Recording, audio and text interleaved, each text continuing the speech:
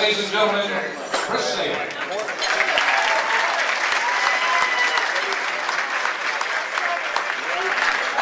As I've already said, my name is Chris Saylor. I want to talk to you guys tonight about opportunities. And in doing so, I want to take just a second to tell you a quick little story. The story's about Danny Crone. It does not have to do with anything you love. It does, however. It has to do with me as a little kid. I was 5 years old. Don't know exactly how this happened, but as you all know, he's participates often in the CF Foundation. Somehow there was a chance where you invited a bunch of kids with cystic fibrosis downtown to one of the buildings, just to kind of sign autographs, take a picture, that sort of thing with Coach Crone. At the time, I was a very shy kid. I'm not quite shy anymore.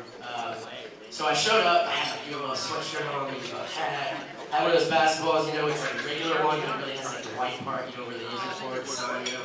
So I show up with my grandfather, I'm sitting on the couch waiting for Coach Crone to show up. I am so nervous, super excited, but very nervous. So Coach Crone walks in the room, and to me, at 5 years old, Coach Crone is like the celebrity of all celebrities, you know, like, at that age, he is like the man. So Coach Crone walks in, and we, for some reason, we get in a circle, and he kind of gives us like a short little pep talk. Don't really remember exactly what he said, but then we kind of broke off, and everybody got to take a picture with him and get an autograph. I remember when I went up to get my autograph and picture with him, I shook out his hand, and he asked me for my name, and I said, Christopher. And then he asked me something, and to this day, I have no idea what you asked me. I was so nervous that I had to actually say my name to you that I totally blacked out. And I just remember frozen, and I'm staring at you, and you're like, you could definitely tell that I was scared. So I just held out my basketball as if to say, I think you know what to do with this, please just sign my basketball. So he signs the basketball and kind of shoos me away, so I go sit down. The rest of the day, you know how like when you see a celebrity out, if you ever see one like actually in public, like let's just say at the grocery store, you feel like you just like want to watch them do everything.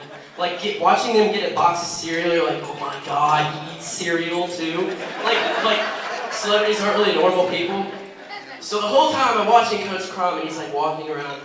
I have to admit, Coach Crone was one of the nicest people ever. I remember I was like, this is a good guy, even at the age of 5 years old. He walks around, he signs people's autographs, and he sits in a chair. Like, oh my god, he sits in chairs too. I love sitting. Yes, there's something in common. So the whole point of this story is, to him, to Coach Crone, in all honesty, it probably wasn't that big of a moment. He probably had press releases, had to deal with recruits, practice, and he took like an hour out of his day to deal with us little kids. But to me, this was a huge deal. To him, I'm sure it felt good, but it wasn't like a life-changing moment. But for me, it was one of those times where I'm always going to remember it. Coach Crone, I still have your basketball that you signed in my room in the case. And I just want to say once again, my name is Christopher. And it's nice to meet you, and thank you for signing my basketball when I was a little kid.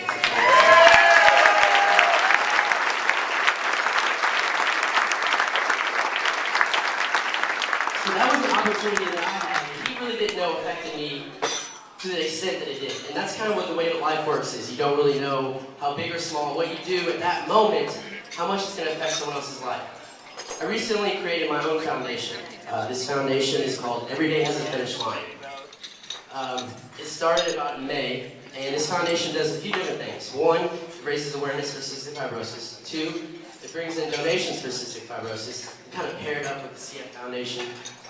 All the money that's brought in through my foundation goes directly to the CF Foundation as well.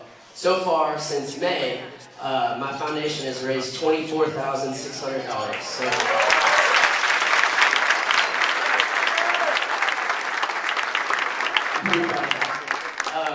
the third thing, and kind of the most important part, is that my foundation hopefully inspires people.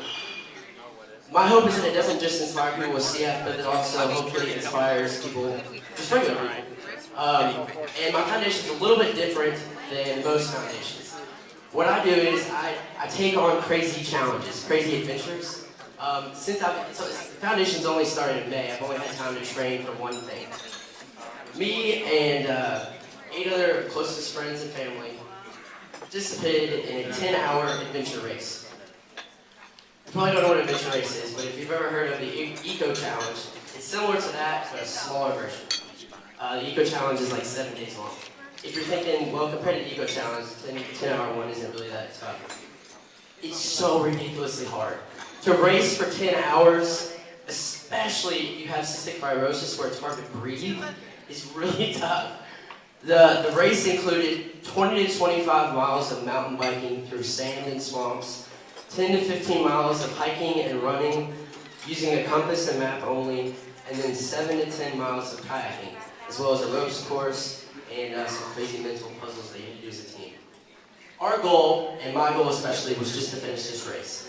The year before, we learned that there was 37 teams who did the race, 14 teams finished. So we knew that we had a tough task ahead of time. They cut you off at 10 hours. Our team, I'm proud to say, all of us crossed the finish line together as one in 9 hours and 56 minutes.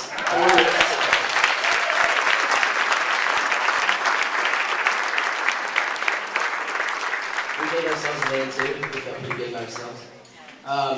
So this is what my foundation does. What I'm doing next is a little bit different. This time, I'm doing another challenge, but it's up to you all and the public to vote on what I have to do. So, I have a website, which everything you can donate through it, see videos of us training, all kinds of stuff. There's 4 options to vote for. The first one is another adventure race, because we almost died doing the 10-hour one. I just upped it a little bit to 12-hour one.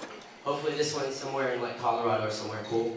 Second one is a half Ironman, which includes 13 miles of running, 56 miles of biking, and 1.3 miles of swimming.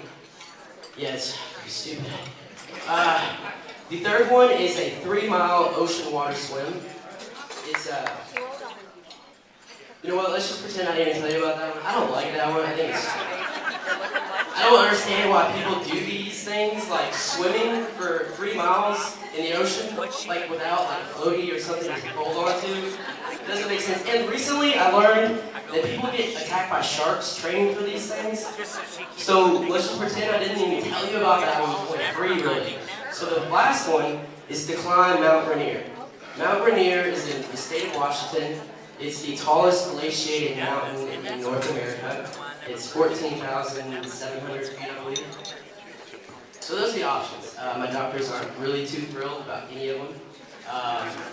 Especially the mountain one, that whole altitude breathing thing, stuff like that. So those are the options. If you guys get a chance, I would definitely recommend going on there and voting. The vote ends April 1st. Once the vote ends, that's when I start training. It's going to take about a year to train for something of this magnitude, so it'll be 2011 before I start. A lot of times my friends and family have said, why in the world do you do these things? Why put your body through something that risky? Why, is it really worth it? I've always been the type of person who's kind of taken on life, taken on risks, taken on opportunities that come about. When I was born, the doctors told my parents I would live to be 6 years old. I'm happy to say that I'm standing in front of you, and I'm 26 years old, and I'm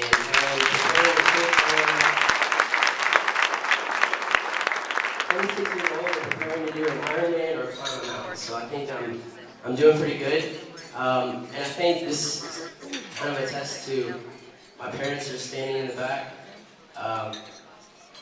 It kind of shows how they raised me, the person that they taught me to be, someone to push through any difficulty that I might face in life. Obviously CF has been something that's always been a challenge for me. But I try not to let it keep me down. I try to do things that hopefully normal people could do, or even inspire people that you might not think you could do. I want to take 1 second to try something with you guys. I want everybody to close their eyes for just a second, and I'll tell you when you can open. Alright, imagine that you are 37 years old right now. A lot of you, that's probably 5 years ago, 10 years ago, maybe 30, 40 years ago. Some of you all, that's like 5 or 10 years from now. So you're 37 years old. I'm sure you can probably remember what you used to wear back then, the style and everything. I want you to think for a second, at that age, what was important to you? What were your accomplishments? If you were asked at that age, what have you accomplished? think about that for just a second. I bet a lot of you are probably thinking about your family. You know, you might have just got married, your kids. A lot of you are probably thinking about your career. When I got a new promotion, got a nice job, nice salary. Now, I want to tell you all that from when I was born, the age was 6 years old. Now it is 37 years old that most people with CF live to. So, imagine now, still imagining that you're 37 years old, imagine a doctor comes to you and tells you that this is the last year of your life. This is it. 37, and this is what it comes down to. So, do your priorities change at all? Is the job maybe just a little bit less important? I bet most of you probably think that your family and your friends, obviously, hopefully, are still at the top. But I think you might, hopefully, realize that maybe you take advantage of a little bit more of the opportunities that come about. Because you only get one shot. You get one life, and that's it. So a lot of you all I know are probably older than 37, and I bet when you were 20, you said, I'll do this, I'll do that, I'll travel, I'll do the scuba diving in Hawaii like I always wanted to do. But I don't have time right now, I'll do that when I'm 30. And then when 30 came around, you're like, I got a family. You know, when I'm 40, though I've gone off to college, I'll have more time to do that. 40 came around, still don't really have much time. It's one of those things, and it always seems like when you get older, even though you thought you'd have more time, you kind of have less even when you get older. The point of this whole speech is to tell you guys that I want you to take advantage of the opportunities that you have, whether you're 20 years old right now or you're 80 years old, because you only get one shot. And so I hope that you all walk away today, if you remember anything, just maybe kind of start taking advantage of the little things, whether it's just saying hi to someone, saying, you know, going fishing with your son, doing whatever, or maybe a big thing like going to Hawaii. I'm not saying quit your job on Monday and like move to Hawaii and become a surfing trainer or something. I mean, if you really want to do that, you can, but try to still be responsible.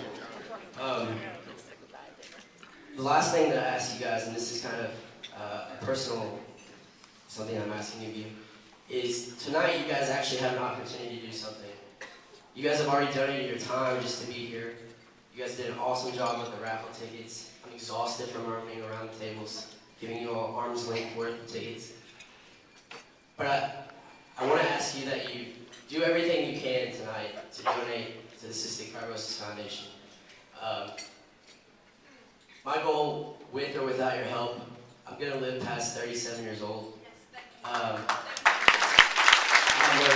lived out my mind about it. But the money definitely helps with research and more medicines that come out each and every day. So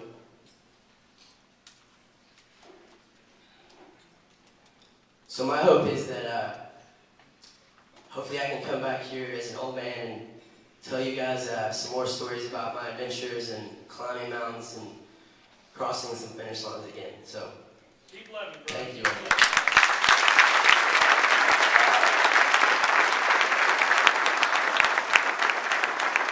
Ladies and gentlemen, first day